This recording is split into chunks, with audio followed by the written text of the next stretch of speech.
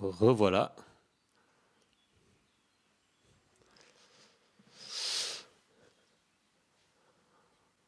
Alors on va essayer ensemble, hein. Il y aura peut-être encore des coupures, peut-être des problèmes.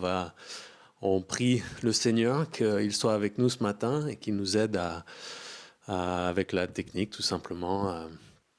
La connexion Internet chez moi est peut-être pas extraordinaire et qui sait, peut-être que tous les chrétiens sont tous connectés, toutes les églises font des lives, donc ça, ça fait peut-être ramer les choses. Voilà, donc comme je vous disais, on va rester flexible, faire ça en rigolant et on va essayer d'avoir ce culte virtuel ensemble. Euh, alors, aujourd'hui, nous allons regarder ensemble Jacques 2, des versets 1 à 13. C'est une continuation de notre étude dans l'épître de Jacques. Dans le passage précédent, pour ceux qui ont pu écouter par message audio, nous avions vu comment recevoir la parole de Dieu, et notamment dans des temps d'épreuve, avec une oreille ouverte, avec une langue maîtrisée, avec un esprit calme, avec un cœur propre. Et puis nous avions regardé 3 choses très pratiques que nous pouvons faire par obéissance à la parole, de contrôler nos paroles, d'aider les démunis, les défavorisés, et de ne pas être souillé par le monde, ne pas adopter ces comportements ou ces mauvaises habitudes. Et une des mauvaises choses du monde, de la chair dont nous devons nous libérer aujourd'hui, c'est le favoritisme, la partialité, ou on pourrait aussi dire la discrimination. Dans, dans son autobiographie, un certain Mahatma Gandhi déclare avoir été très intéressé par la Bible dans ses années d'étudiant. Il avait été profondément touché par la lecture des évangiles et il pensait sérieusement à se convertir. Le christianisme lui semblait offrir la vraie réponse au système de caste qui divisait le peuple indien.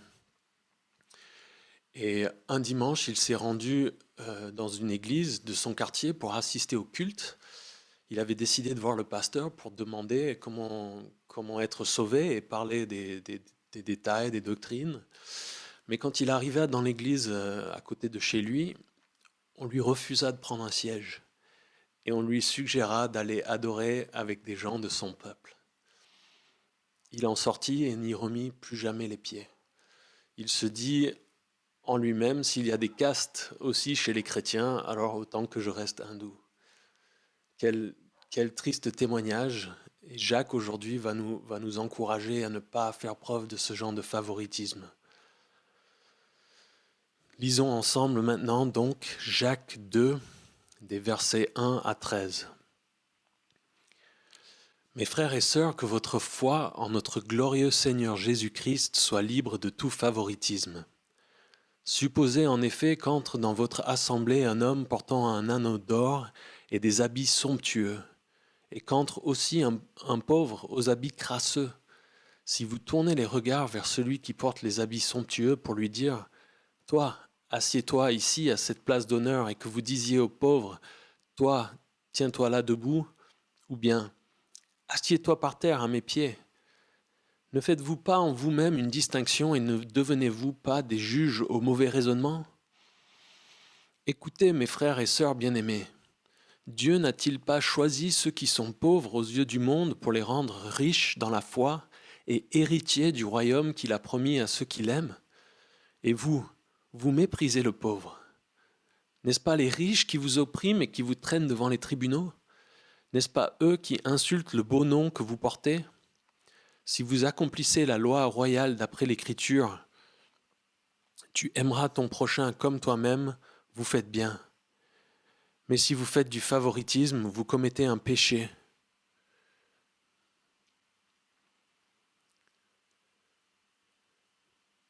La loi vous dénonce comme étant coupable. De fait, la personne qui obéit à toute la loi mais qui pêche contre un seul commandement est en faute vis-à-vis de l'ensemble. En effet, celui qui a dit « tu ne commettras pas d'adultère » a aussi dit « tu ne commettras pas de meurtre ». Si tu ne commets pas d'adultère mais que tu commettes un meurtre, tu es coupable d'infraction à la loi. Parlez et agissez comme des personnes appelées à être jugées par une loi de liberté. car le jugement est sans compassion pour qui n'a pas fait preuve de compassion. La compassion triomphe du jugement. Amen. Prions ensemble. Notre Dieu, merci pour ces paroles, merci pour l'épître de Jacques. Aide-nous à l'écouter, à l'entendre et à y obéir. Merci pour ces commandements faciles, simples, clairs, qui nous expliquent comment nous devons vivre en tant que chrétiens. Et notre Dieu, nous voulons être de bons témoins. Nous avons entendu cette histoire sur Gandhi. Quelle tristesse, Seigneur. Aide-nous à ne pas être des gens qui repoussons les personnes en faisant des distinctions ou du favoritisme. Donne-nous de l'amour et de la compassion pour tous ceux qui viennent, qui sont dans nos vies, avec qui nous sommes en contact, Seigneur. Aide-nous à comprendre ce texte aujourd'hui. Entendons, nous prions. Amen.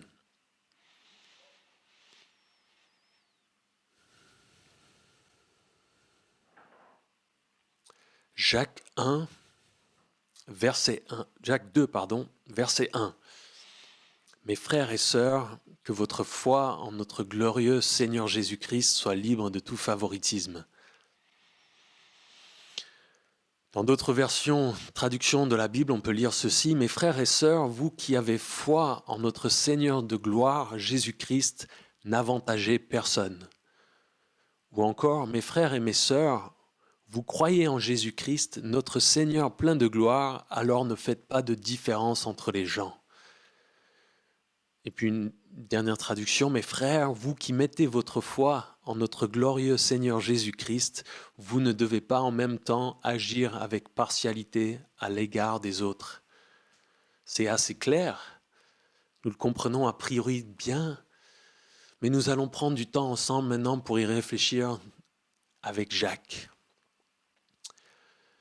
Notre foi en Jésus-Christ, c'est la foi en Jésus-Christ qui nous sauve. C'est la confiance en Jésus comme une relation avec une personne. Ce n'est pas une croyance neutre, une foi sans objet, j'ai la foi. Non, c'est la foi en Jésus-Christ. C'est quelque chose qui est indissociable de Jésus-Christ. Et Jésus-Christ est notre glorieux Seigneur. Jacques utilise ici des mots très forts pour décrire Jésus. Nous utilisons parfois gloire et glorieux peut-être un peu trop facilement. Ce sont des mots ici qui font penser à la gloire de la présence divine qui était décrite dans l'Ancien Testament, la Shekinah, mentionnée à plusieurs reprises. Ici, Jacques, qui est une des premières épîtres, un des premiers écrits de l'Église, montre que les chrétiens des tout premiers jours croyaient vraiment que Jésus-Christ est Dieu, et ce, sans aucun détour ou hésitation. Jacques ici associe la présence divine de Dieu à Jésus-Christ. C'est important de le noter. Alors il nous dit que votre foi, cette foi que vous avez en Jésus-Christ, soit libre de tout favoritisme ou de toute partialité. Alors dans le dictionnaire, on trouve cette définition pour le favoritisme. C'est la tendance à concéder des avantages à quelqu'un par pure faveur et non eu égard au mérite ou à la justice. La définition de partialité, entre autres, c'est la disposition à montrer au mépris de la justice ou de l'équité une préférence ou une prévention marquée à l'égard de quelqu'un ou quelque chose. Nous comprenons que c'est l'idée que nous traitons les gens pour de mauvaises raisons. Nous leur donnons des avantages, nous les aimons de manière pratique, nous les favorisons et pas d'une manière juste ou forcément méritée. Et donc notre foi en Jésus-Christ doit être libre de ce genre de comportement, ce favoritisme.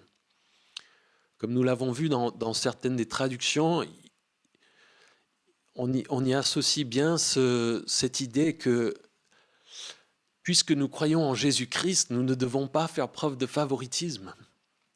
Nous croyons, si notre foi est en Jésus-Christ, nous devons imiter Jésus. Et Jésus, qui est notre exemple, était libre de favoritisme. Jésus a vécu comme ça, lui notre glorieux Seigneur. Et donc, nous devons faire tout notre effort pour vivre de cette manière aussi.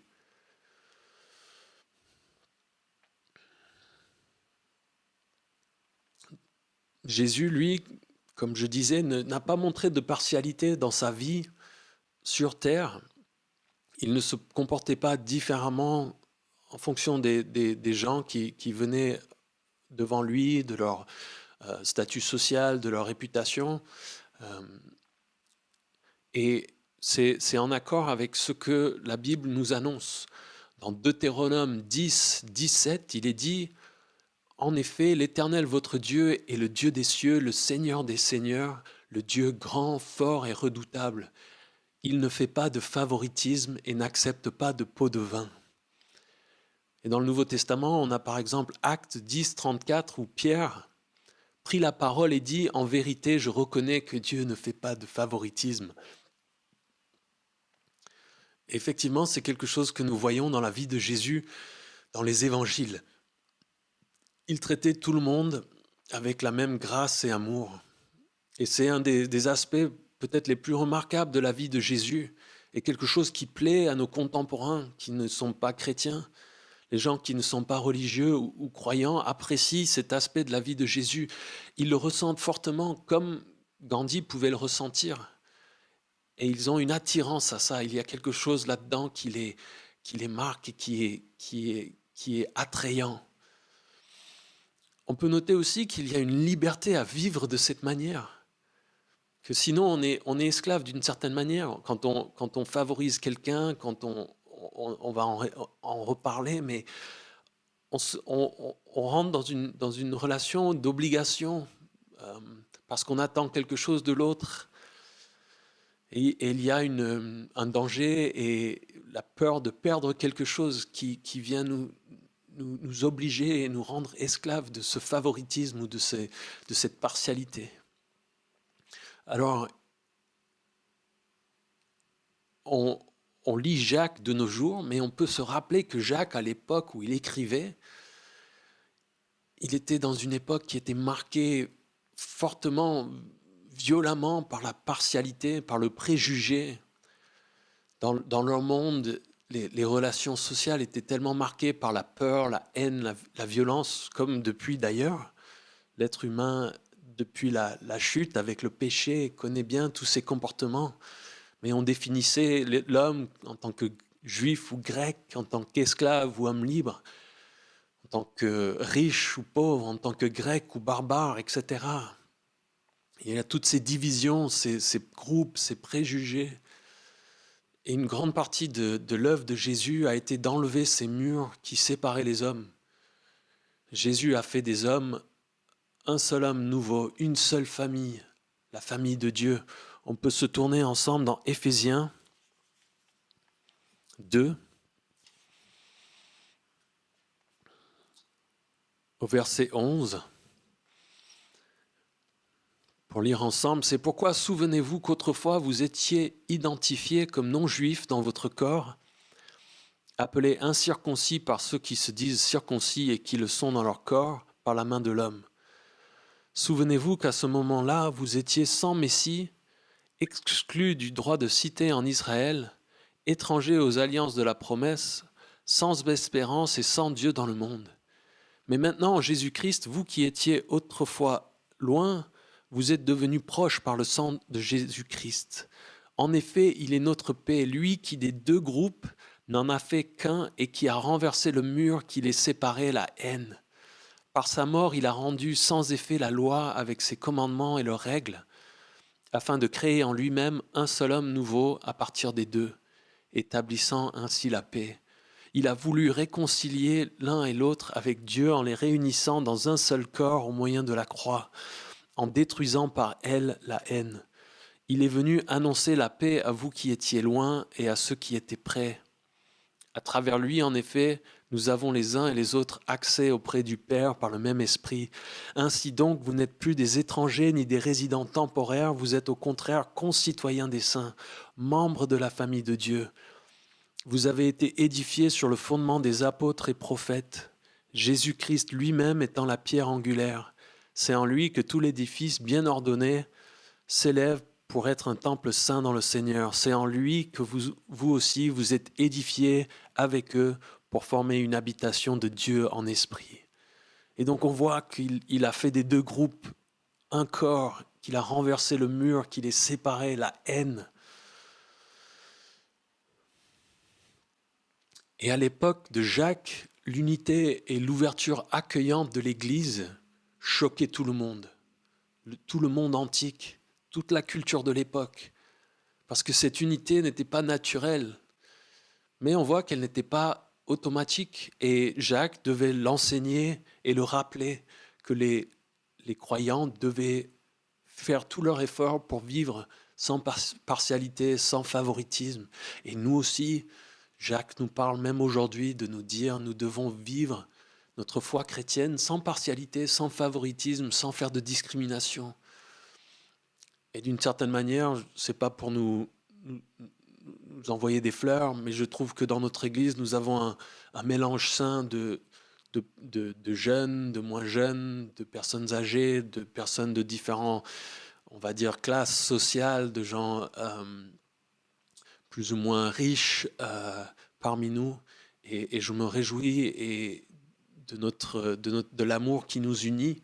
Je pense que nous pouvons encore grandir et faire des efforts là-dedans. Regardons la suite. Verset 2. Supposez en effet qu'entre dans votre assemblée un homme portant un anneau d'or et des habits somptueux, et qu'entre aussi un pauvre aux habits crasseux.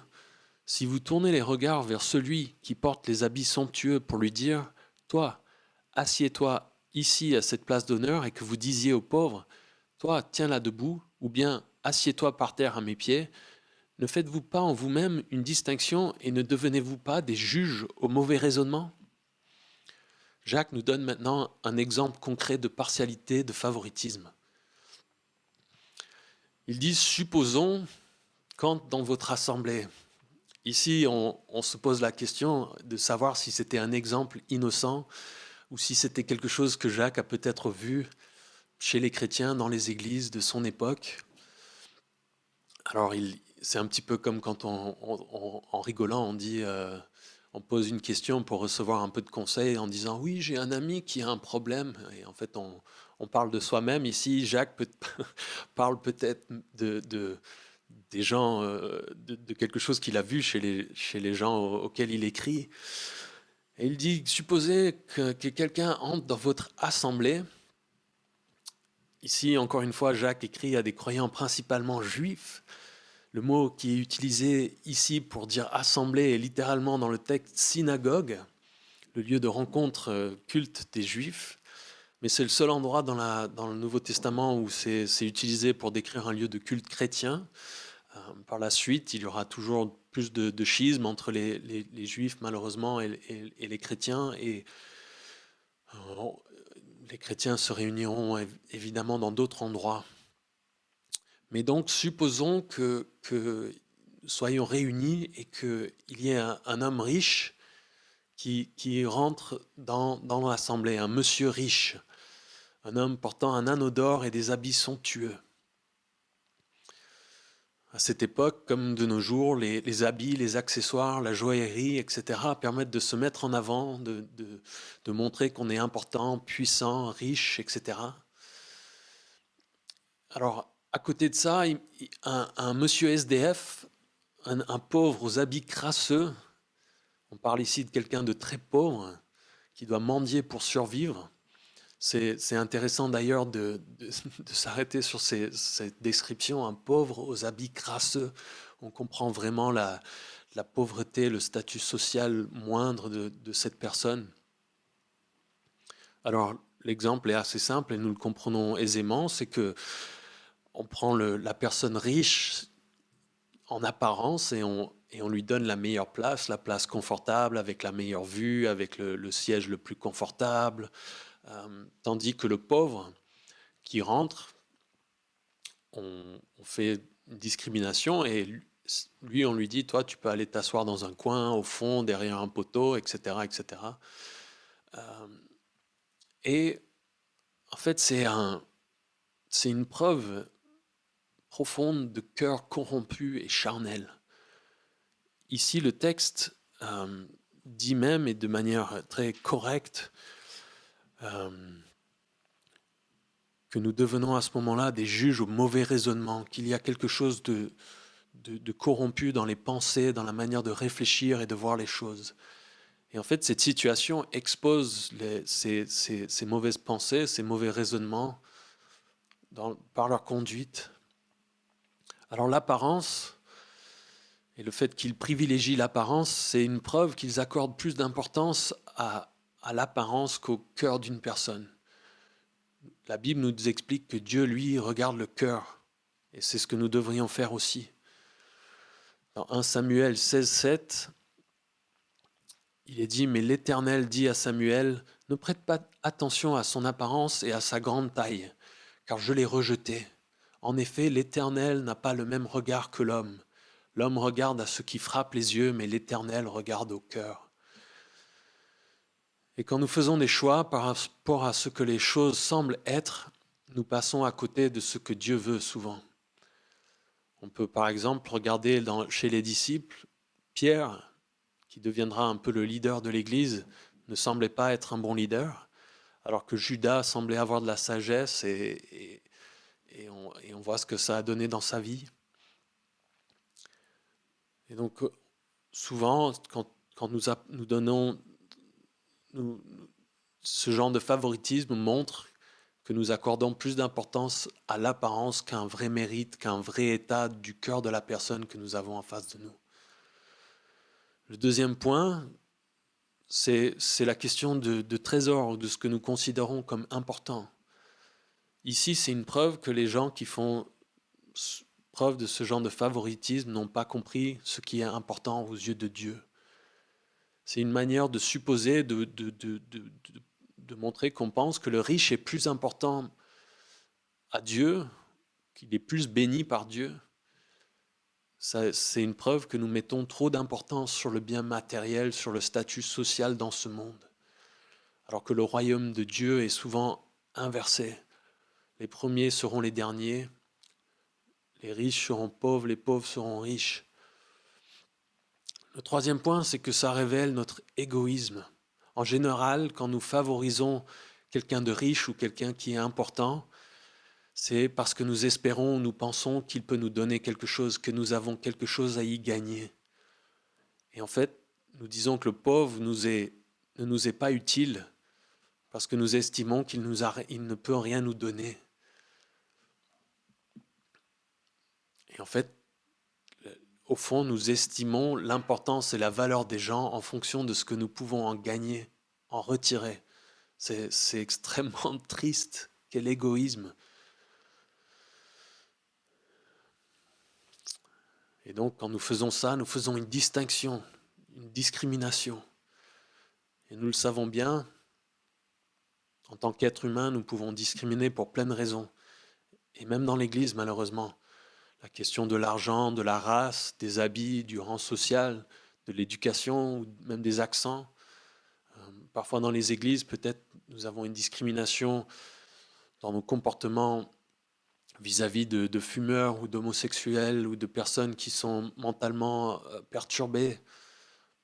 Alors ça ne veut pas dire qu'on tolère tous les péchés, mais au premier abord, est-ce que ces personnes, nous les accueillons et nous les aimons ? Est-ce que nous les traitons avec respect, même si nous ne sommes pas d'accord avec leur choix de vie ou leur comportement ? Et donc, ça révèle en fait que nous avons des mauvais raisonnements, des mauvaises manières de penser et que nous devons les corriger. C'est notre intelligence, notre manière de réfléchir qui doit être renouvelée, comme nous le voyons dans Romains 12, les versets 1 et 2. Je vous encourage donc, frères et sœurs, par les compassions de Dieu, à offrir votre corps comme un sacrifice vivant, saint, agréable à Dieu. Ce sera de votre part un culte raisonnable. Ne vous conformez pas au monde actuel, mais soyez transformés par le renouvellement de l'intelligence, afin de discerner quelle est la volonté de Dieu, ce qui est bon, agréable et parfait. Que Dieu nous transforme par le renouvellement de notre intelligence pour que nous puissions discerner la volonté de Dieu, ce qui est bon, agréable et parfait. Dieu doit nous changer pour que nous puissions discerner, traiter les gens correctement, voir les problèmes profonds des cœurs, l'état des personnes.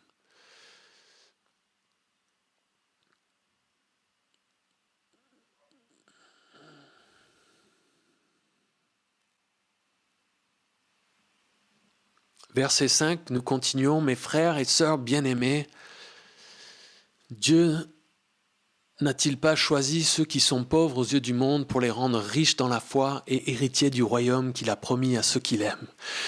Jacques continue de raisonner avec ses frères et ses sœurs bien-aimés pour qui il a une grande compassion. Et il leur dit, Dieu n'a-t-il pas choisi ceux qui sont pauvres? Dieu aime les pauvres. Pour nous, en tant qu'êtres humains, nous avons une facilité, une tendance naturelle à favoriser les riches ou les hommes importants, célèbres. Mais Dieu n'a pas ce problème.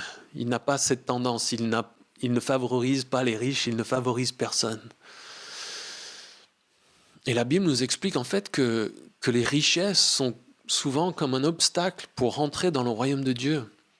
Et d'une certaine manière, Dieu a béni les pauvres du monde. Ils ont une facilité pour pouvoir rentrer dans le royaume des cieux.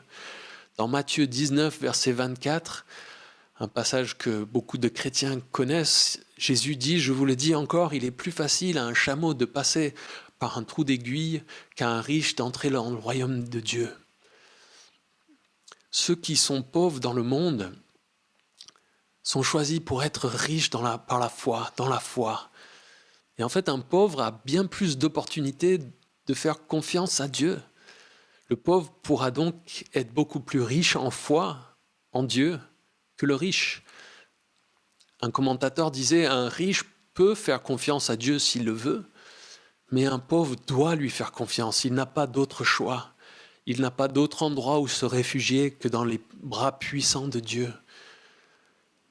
Et donc, quelqu'un qui est pauvre, qui est dans le besoin, s'il fait confiance à Dieu, il va gagner en foi en Dieu, quand il verra Dieu prendre soin de lui. On peut noter aussi dans Matthieu 11, verset 5,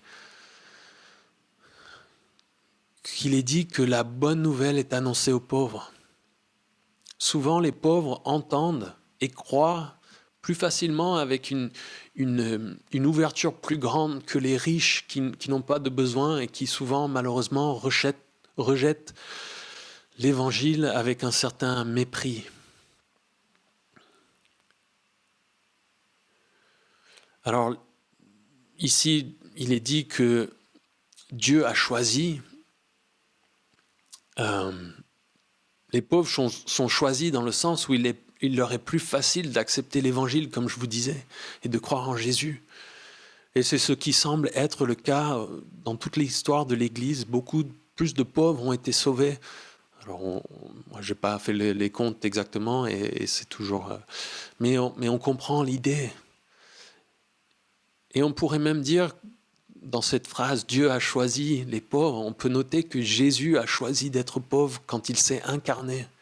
Il aurait pu venir comme un prince, un riche, un homme important, mais pourtant il est venu dans une famille pauvre, vivre dans un état de pauvreté toute sa vie, quelqu'un qui n'avait pas d'endroit pour poser sa tête, pour dormir, quelqu'un qui n'avait pas d'argent, qui vivait au jour le jour, et même lorsqu'il a été mis à mort, on voit à la fin de sa vie, il n'avait pas de tombe, il n'avait rien.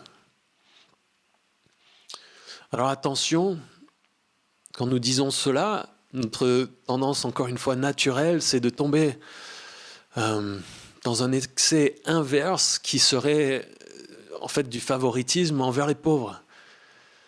Il y a de nombreux chrétiens riches, et je pense d'ailleurs que nous, en tant que chrétiens en Occident, nous en faisons partie, et j'en remercie Dieu que nous pouvons, en tant que personnes riches, être chrétiens, venir à la foi et que Dieu ne nous rejette pas. Mais l'idée ici, c'est que Dieu a choisi les pauvres en premier, que les riches sont bienvenus aussi, mais ça leur est plus difficile. Paul en parle dans 1 Corinthiens 1, verset 26. « Considérez, frères et sœurs, votre propre appel. Il n'y a parmi vous ni beaucoup de sages, selon les critères humains, ni beaucoup de puissants, ni beaucoup de nobles. Mais donc il ne faut pas tomber dans l'excès inverse. Par exemple, s'il y avait une dispute entre un riche et un pauvre, nous devons faire preuve d'impartialité, suivre la loi et les faits dans la situation à régler. Le jugement ne devrait pas dépendre du statut économique des personnes, que la personne soit riche ou que la personne soit pauvre. D'ailleurs, de nos jours, ça nous met dans une position ou une situation que je trouve un peu bizarre, où je pense pour nous et pour la plupart d'entre vous qui m'écoutez, nous nous considérons comme étant des pauvres dans pas mal de situations. Et nous pouvons avoir une tendance à juger, à condamner les riches, alors qu'en fait, nous-mêmes, nous sommes assez aisés, riches. Et d'ailleurs, nous n'avons aucun mal à vivre dans une société où beaucoup de nos biens sont fabriqués par des gens bien plus pauvres que nous. Alors oui, c'est le système dans lequel nous vivons et parfois il nous est difficile de nous y soustraire. Mais vous voyez ce que je veux dire dans l'idée où il faut faire attention de ne pas faire de favoritisme ni dans un sens ni dans l'autre. Ne pas mépriser le pauvre, mais ne pas condamner ou juger le riche simplement parce qu'il est riche. Verset 6, Jacques continue. « Et vous, vous méprisez le pauvre. N'est-ce pas les riches qui vous oppriment et qui vous traînent devant les tribunaux? N'est-ce pas eux qui insultent le beau nom que vous portez ?» Jacques ici fait remarquer quelque chose d'illogique et un peu de ridicule dans le comportement de ses croyants. Il dit « Vous méprisez le pauvre, vous favorisez le riche et ceux même que vous favorisez, eux vous méprisent. » Et souvent les riches traitaient ces croyants mal en les opprimant, les traînant devant les tribunaux, etc. Et dans 1 Timothée 6, 10, il est dit que l'amour de l'argent est en effet à la racine de tous les maux. En s'y livrant, certains se sont égarés loin de la foi et se sont infligés eux-mêmes bien des tourments. Et malheureusement, souvent, les riches aiment l'argent. Ils ont cet amour de l'argent qui les amène dans quelque chose de mauvais.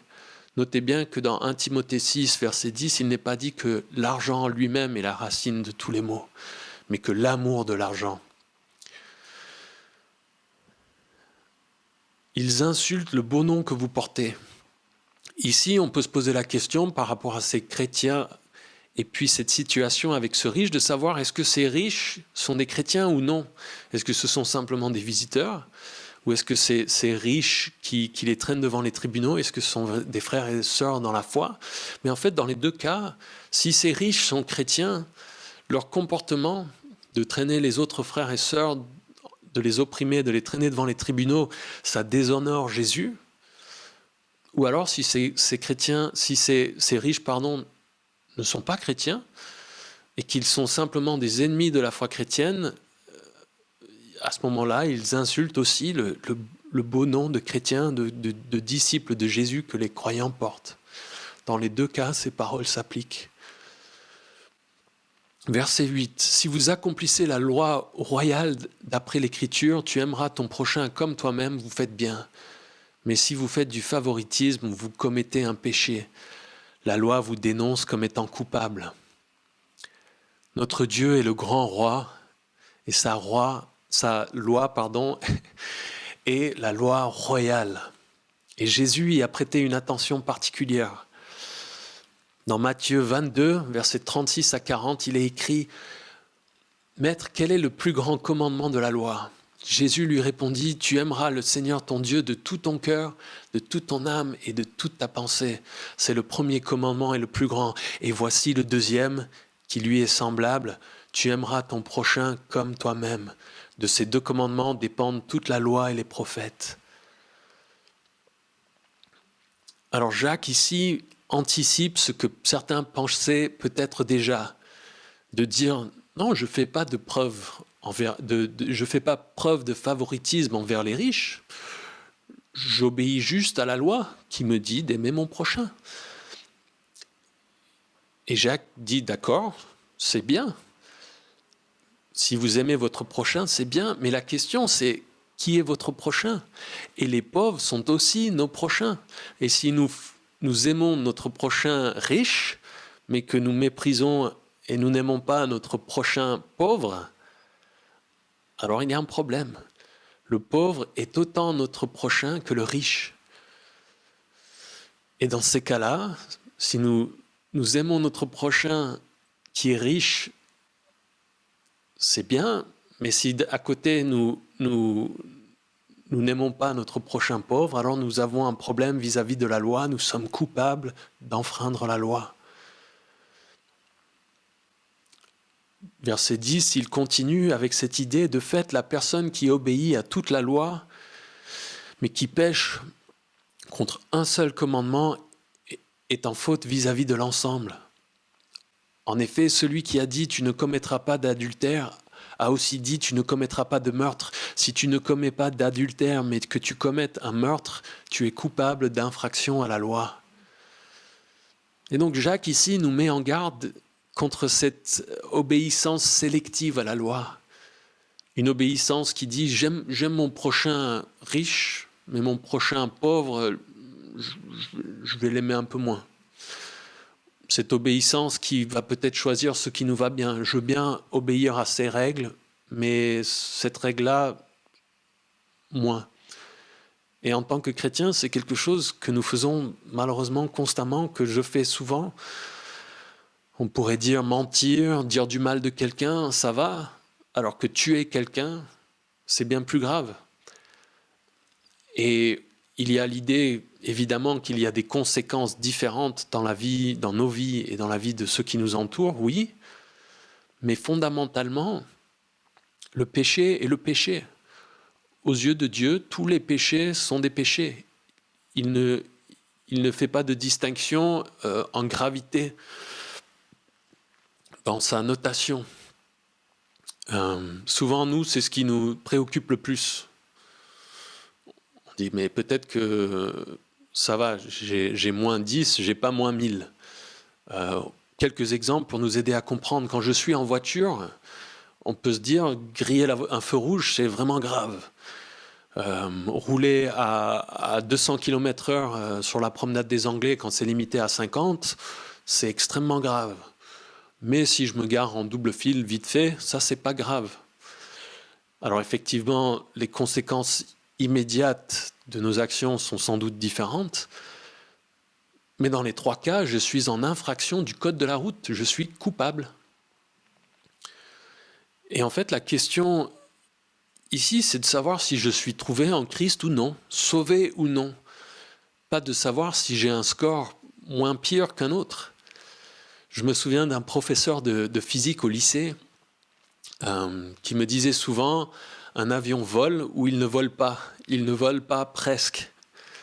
Si vous me fabriquez un avion qui marche sauf 2 pièces défectueuses, c'est peut-être mieux d'une certaine manière que quelqu'un qui fabrique un avion avec 100 pièces défectueuses.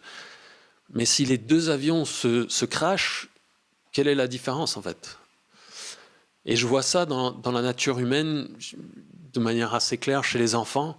Un parent peut dire à son enfant « ne frappe pas ton frère ou ta sœur ». Et puis l'enfant, un peu plus tard, tape son frangin, sa sœur, et avant de répliquer, pour se justifier, mais je lui ai juste tapé à la jambe, invoquant d'une certaine manière l'idée que c'est moins grave que s'il l'avait tapé au visage ou au corps, au torse. Mais au final, ça reste de la désobéissance caractérisée. Et il n'y a pas moyen de se soustraire à ce simple fait, une seule faute et on est coupable d'infraction à la loi. Et c'est pour ça, et ça devrait nous réjouir de nous dire, nous sommes tellement contents que Jésus a payé pour nous, pour nos fautes. Parce que nous voyons bien, nous savons bien que nous ne pouvons pas obéir à tout ce que la loi demande. Et dans ces versets, il y a aussi l'idée de l'autorité ou de contre qui la transgression est faite. Ici, il y a l'idée de se dire qui c'est qui dit, qui pose ces règles. C'est Dieu. Dieu qui dit dans un cas, tu ne commettras pas de meurtre, et dans l'autre cas, tu ne commettras pas d'adultère. Derrière les 2 règles, c'est la même autorité. Il y a une unité. C'est Dieu qui dit les choses. Et donc transgresser une des choses qu'il a dites ou l'autre chose qu'il a dite, c'est être en faute, commettre un péché contre Dieu. dans les deux cas. Verset 12, il continue, « Parlez et agissez comme des personnes appelées à être jugées par une loi de liberté. Car le jugement est sans compassion pour qui n'a pas fait preuve de compassion. La compassion triomphe du jugement. » Ici, ça commence, « Parlez et agissez ». Il dit, « Soyez intègres. Faites ce que vous dites croire, parlez et agissez. » Jacques va enchaîner au verset 14 que nous regarderons la semaine prochaine dans ce sens, avec cette idée d'avoir une cohésion entre ce que nous croyons, ce que nous disons croire et ce que nous faisons, comment nous nous comportons. Et donc il nous dit, parlez et agissez comme des personnes appelées à être jugées par une loi de liberté. Ici, c'est intéressant, il fait appel à quelque chose qui, parfois, moi, m'échappe. Nous allons nous tenir devant Dieu. Est-ce que je m'en rends bien compte? Et quand je me tiendrai devant Dieu, je pense qu'il y a bien des choses pour lesquelles je demanderai pardon à Dieu. Mais la chose principale, c'est est-ce que j'aurai pardonné aux autres dans ma vie, comme j'espère que Dieu va me pardonner lorsque je me tiendrai devant lui. Et dans 1 Corinthiens 3, versets 13 à 15, Paul nous met en garde aussi. Il dit « L'œuvre de chacun sera dévoilée, le jour du jugement la fera connaître, car elle se révélera dans le feu, et l'épreuve du feu indiquera ce que vaut l'œuvre de chacun. Si l'œuvre que quelqu'un a construite sur le fondement subsiste, il recevra une récompense. Si son œuvre brûle, il perdra sa récompense. Lui-même sera sauvé, mais comme au travers d'un feu. » En tant que chrétiens, nous sommes sauvés, mais la Bible nous explique qu'il y aura quand même un jugement de ce que nous aurons fait ou pas fait, et ça devrait nous faire réfléchir. Paul, dans 1 Corinthiens, donc ce que nous venons de lire, 3, verset 15, il dit on pourra être sauvé, mais de justesse en quelque sorte. Et il y a l'idée nous devrions avoir envie d'arriver avec une bonne note devant Dieu le Père au ciel, de pouvoir lui dire voilà, je suis arrivé au ciel avec mention, pas simplement je suis arrivé au ciel en ayant juste 10,0000. Nous sommes appelés à être jugés. Mais c'est intéressant, il dit par une loi de liberté. Cette loi est une loi, il y a des règles, il y a quelque chose, il y a des obligations. Mais l'idée ici, c'est que ce n'est pas pour gagner notre salut avec un sentiment de quelque chose de pesant et quelque chose qui nous fait du peur ou du mal, mais que c'est quelque chose que nous faisons volontairement par amour pour Jésus qui nous demande de la respecter. Nous sommes libres de choisir de le faire. Alors dans cette idée de jugement, il faut toujours faire attention. Je pense qu'ici, il est vraiment question de l'idée de nos comportements avec, premièrement, les gens que nous rencontrons pour les premières fois, les gens que nous croisons, que nous ne connaissons pas, mais qu'il y a aussi cette idée que le jugement que nous devons éviter, c'est celui de condamner, celui de juger pour faire du mal ou pour rejeter, éloigner, enfoncer l'autre. Nous devons faire attention de ne pas juger les gens en fonction des apparences extérieures au premier contact. Mais nous devons quand même faire preuve de discernement. Et la Bible, à d'autres endroits, nous rappelle qu'entre frères et sœurs, surtout, nous devons aussi nous reprendre, c'est-à-dire nous juger pour nous corriger par amour pour les uns pour les autres, dans notre intérêt commun. Il y a cette attention, nous devons discerner dans la vie de nos frères et sœurs des choses qui doivent être corrigées pour le bien de nos frères et de nos sœurs. Et c'est quelque chose qui doit toujours être fait avec beaucoup d'humilité, et de prière, évidemment. Alors il finit ici avec cette idée de compassion. Dieu nous fait grâce et il s'attend à ce que nous faisions grâce aussi aux autres. Dieu se comporte d'une certaine manière avec nous et il s'attend à ce que nous nous comportions de la même manière avec les autres.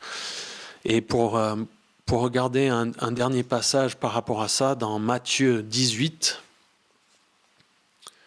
une histoire que nous connaissons.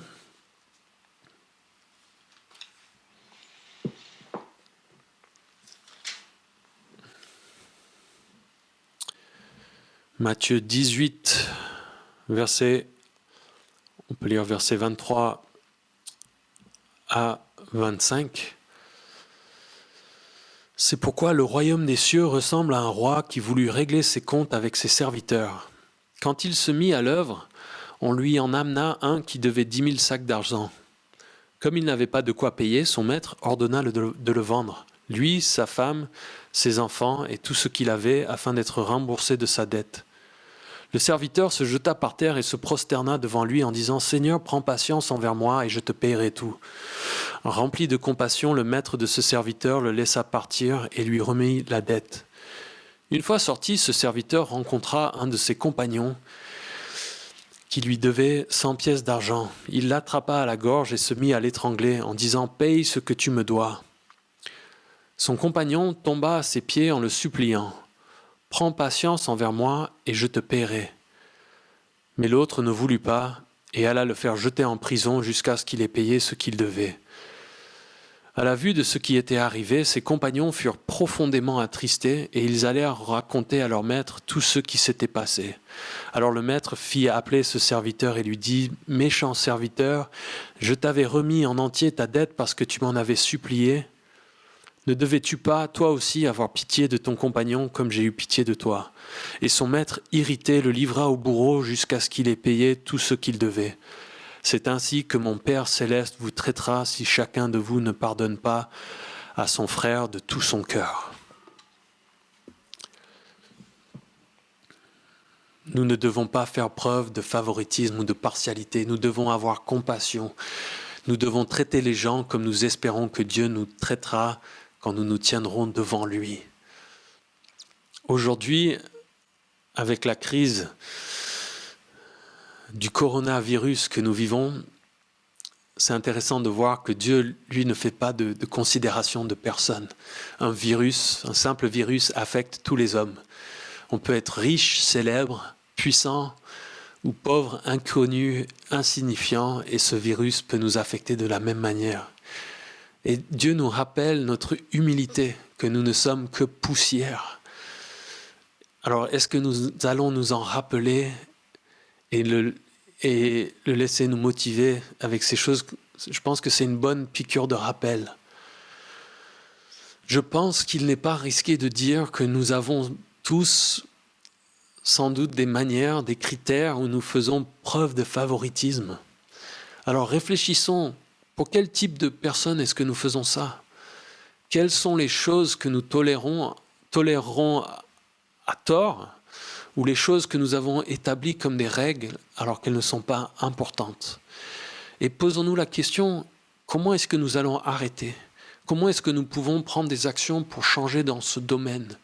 Alors comme Jacques nous le dit, arrêtons de faire preuve de favoritisme ou de partialité en tant que chrétiens. Notre foi en Jésus-Christ nous l'interdit. Obéissons à Dieu, aimons Jésus